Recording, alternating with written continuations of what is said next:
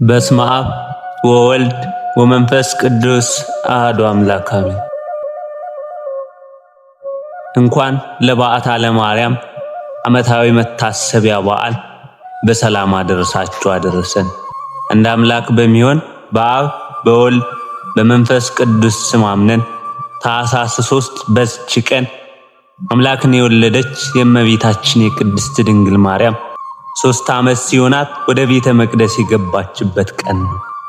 እርሷም ለእግዚአብሔር የስለት ልጅ ነበረችና እናቷ ቅድስታና ልጅ የሌላት ስለሆነች በቤተ እግዚአብሔር ውስጥ ከሴቶች ተለይታ ርቃ ትኖር ነበር። ሽማግሌ ከሆነ ከኢያቄም ከባሏ ጋር እጅግ የምታዝን ሆነች። እግዚአብሔርም ሐዘናቸውን ሰማ። ቅድስታናም እንዲህ ብላ ለእግዚአብሔር ተሳለ። የሰጠኝን ፍሬ ለእግዚአብሔር አገልጋዩ አደርጋለሁ። ቅድስት ድንግል እመቤታችን ማርያምም በወለደቻት ጊዜ 3 ዓመት በቤቷ ውስጥ አሳደገቻት።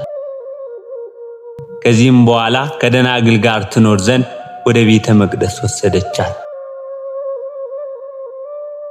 በቤተ መቅደስም ምግቧን ከመላእክት እጅ እየተቀበለች 12 ዓመት ኖረች። ክብር ይግባውና ጌታችን ኢየሱስ ክርስቶስ ወደ ዓለም መጥቶ ከእርሷ ሥጋን እስከነሳ ድረስ ከሴቶች ሁሉ የተመረጠች ይህች ናት። በቤተ መቅደስም በመኖር 12 ዓመት ሲፈጸምላት እርሷ ለእግዚአብሔር የተሰጠች የስለት ልጅ ናትና ለሚጠብቃት ይሰጧት ዘንድ ካህናት እርስ በርሳቸው ተማከሩ። በሴቶች ላይ የሚደርስ በእርሷ ላይ የሚደርስባታል ብለው ስለፈሩ በቤተ መቅደስ ውስጥ ይተዋት ዘንድ ለእርሱ ትክክል መስሎ አልታያቸውም።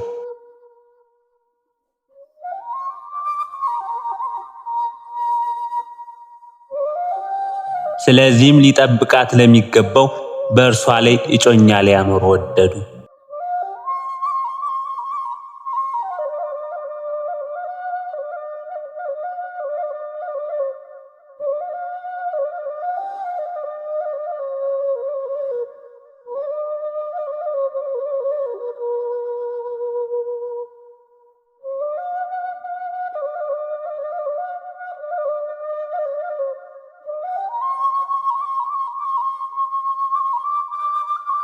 ከዚህም አስቀድሞ ሊቀ ካህናት ዘካርያስ እመቤታችን ቅድስት ድንግል ማርያምን ልጄ ማርያም ሆይ አንቺ እንዳደግሽና ለአካለ መጠን እንደደረሽ እወቂ፣ ልትታጭ ትወጃለሽን?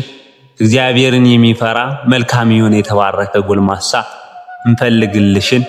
ወይም በሕይወትሽ ዘመን ሁሉ በቤተ መቅደስ ተቀምጠሽ እግዚአብሔርን ልታገለግዪ የምትሽ ከሆነ በሴቶች ላይ በሚደርስብሽ ወራት ወደ ቤተ መቅደስ ደጅ ከመግባት ተጠበቂ ዘንድ በኦሪቱ የተጻፈውን የርግማን ሥርዓት በአንቺ ላይ እንሰራለን አላት።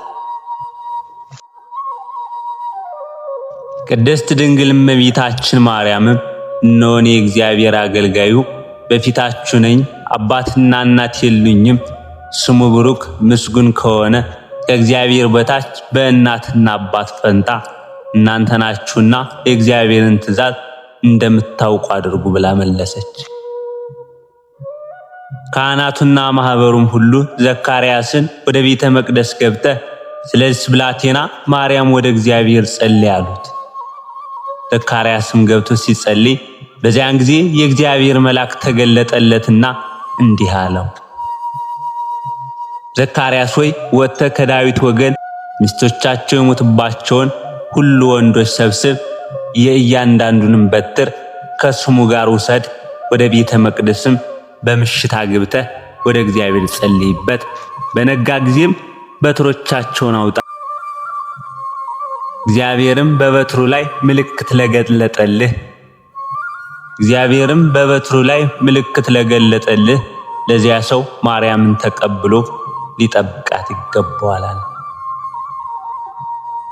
ካህኑ ዘካርያስም ወጥቶ አንድነት ለተሰበሰቡት ሕዝብ የእግዚአብሔር መልአክ የነገረውን ነገራቸው።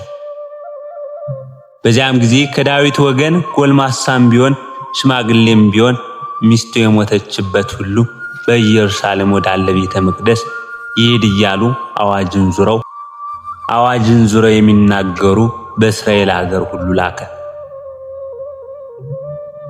ከዳዊት ወገን የሆነ ጠራቢው ዮሴፍ በሰማ ጊዜ በትሩን ይዞ ከናዝሬት ወደ ኢየሩሳሌም ሄደ።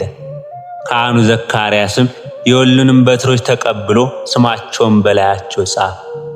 ቁጥራቸውም 1985 ሆነ። ዘካርያስም በትሮችን ወደ ቤተ መቅደስ አስገብቶ ወደ እግዚአብሔር ጸለየ። እንዲሁም ሰዎች ሁሉ ከቤተ መቅደስ ውጭ ቆመው ይጸልዩ ነበር። ዘካርያስም ጸሎትን በፈጸመ ጊዜ ለእያንዳንዱ በትራቸውን አውጥቶ ሰጠ። ጠራቢው ዮሴፍም በትሩን ሊቀበል በቀረበ ጊዜ ከእርሷ ነጭ ርግብ የመሰለች ተገለጠች። እየበረረችም ሂዳ በጠራቢው ዮሴፍ ራስ ላይ ተቀመጠች። ካህናቱና ሕዝቡ ሁሉ አይተው እጅግ አደነቁ። ምስጉን የሆነ እግዚአብሔርን ማመሰገኑት። ዘካርያስም ዮሴፍን ዮሴፍ ሆይ ከእግዚአብሔር የታዘዘ መልአክ እንደተናገረ ድንግል ማርያምን ወደ ቤት ወስደ ጠብቃት አለው። ዮሴፍም ቅድስት ድንግል ማርያምን ከካህናት እጅ ተቀበላት፣ በእርሱም ዘንድ ኖረች። ከዚህም በኋላ የመላእክት አለቃ ገብርኤል ስለ እግዚአብሔር ልጅ ከእርሷ ሰው ሆኖ ስለመወለዱ በዮሴፍ ቤት አበሰራት። ለእግዚአብሔር ምስጋና ይሁን። እኛንም በድንግል ማርያም አማላጅነቷ ይማረን፣ በረከቷም ከኛ ጋር ይኖር ለዘላለም በእውነት አሜን።